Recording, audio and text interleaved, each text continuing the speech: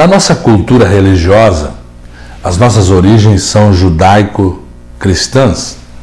Por isso nós, hora ou outra, nos apegamos a exemplos da Antiga Aliança, também chamado, do ponto de vista escriturístico, Antigo Testamento. No Antigo Testamento nós temos a figura de um rei de Israel, que foi uma pessoa muito complexa, a sua personalidade muito complexa, um homem às vezes ambíguo, mas a Bíblia dá um elogio muito interessante a ele, dizendo que Davi era aos olhos de Deus o homem segundo o coração de Deus. Mas Davi não quer dizer que ele era perfeito.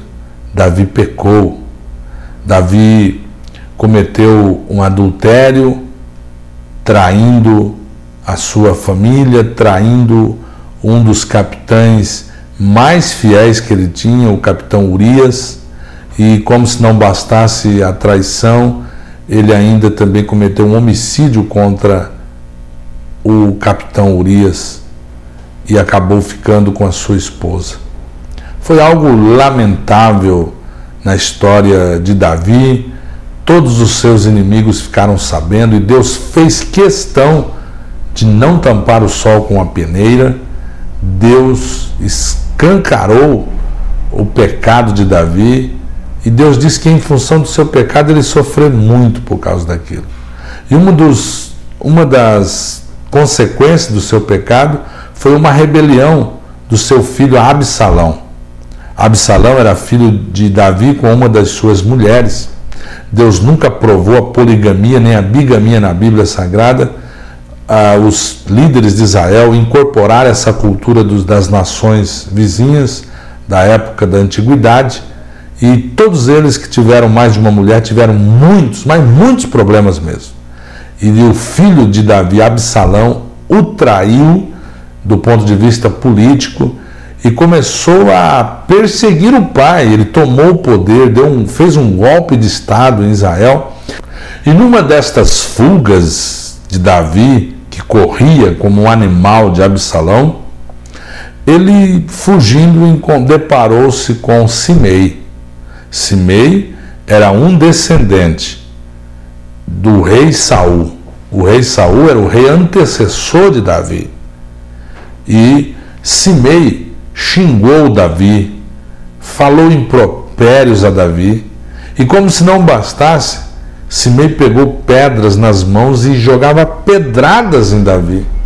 O exército de Davi, na hora, um dos seus soldados disse: Senhor, permita-me cortar-lhe o pescoço, a cabeça de Simei. E Davi não permitiu. Os seus soldados ficaram indignados com aquela reação. Davi já estava fugindo de Absalão, agora aguentar desaforo de Simei, um antigo herdeiro do trono de Saul, descendente do antigo rei Saul, que foi um rei que começou a fazer coisas erradas, e segundo a narrativa bíblica, Deus o tirou porque Saul havia desobedecido. Agora ele tem que aguentar desaforo de Simei. Simei ainda tacando pedras, e diz a Bíblia que Davi se desviava para as pedras não atingirem-no. E é muito interessante o comportamento de Davi nessa passagem bíblica. Se você quiser observar isso, está no segundo livro de Samuel, capítulo 16. Você pode observar essa história em 2 Samuel 16, a partir do versículo 5. E quando os soldados de Davi iam matar Simei, Davi impediu. Mais uma vez revela ali aquele comportamento de Davi sendo um homem segundo o coração de Deus. Mas o que mais me chama a atenção é o que Davi fala acerca deste episódio, destas pedradas que vinham das mãos de Simei. Quando o soldado queria matá-lo, Davi disse: não matem Simei. Por certo, Deus permitiu que ele me ofendesse desse jeito, me tacasse pedras, porque talvez eu mereça. Porque talvez Deus tenha um propósito mais elevado nessa agressão. Muito interessante esta passagem.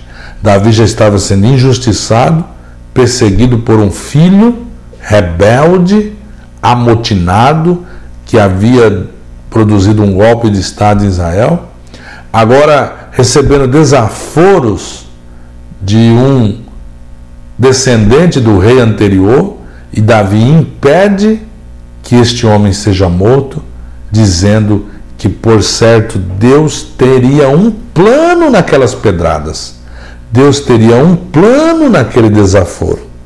E eu me lembro de uma escritura mais recente do Novo Testamento, aos Romanos, capítulo 8, versículo 28, o apóstolo Paulo diz: porque sabemos que todas as coisas juntamente contribuem para o bem daqueles que amam a Deus, daqueles que são chamados pelo seu decreto.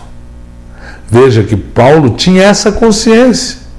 Ele não analisava as pedradas da vida isoladamente, mas ele disse: todas as coisas juntamente contribuem para o bem daqueles que amam a Deus, daqueles que são chamados pelo desígnio, pelo propósito de Deus. Querido, querida telespectadora, querido telespectador, eu quero dizer a você que talvez você não está entendendo pedradas, injúrias, problemas, dificuldades que lhe sobrevêm. Agora, se você tiver um compromisso com Cristo, aceitar entregar a sua vida inteiramente a Cristo Jesus, você será um homem, uma mulher segundo o coração de Deus. E pelo poder do Espírito Santo, porque de nós mesmos nós não podemos fazer isso, pelo poder do Espírito Santo, vai ser produzido em você o fruto do Espírito. E aí você vai poder agir como Davi, que impediu que o seu desaforado Simei fosse morto, e entendeu que Deus poderia ter um propósito muito mais elevado a respeito daquilo. Mas a história de Davi não para por aí.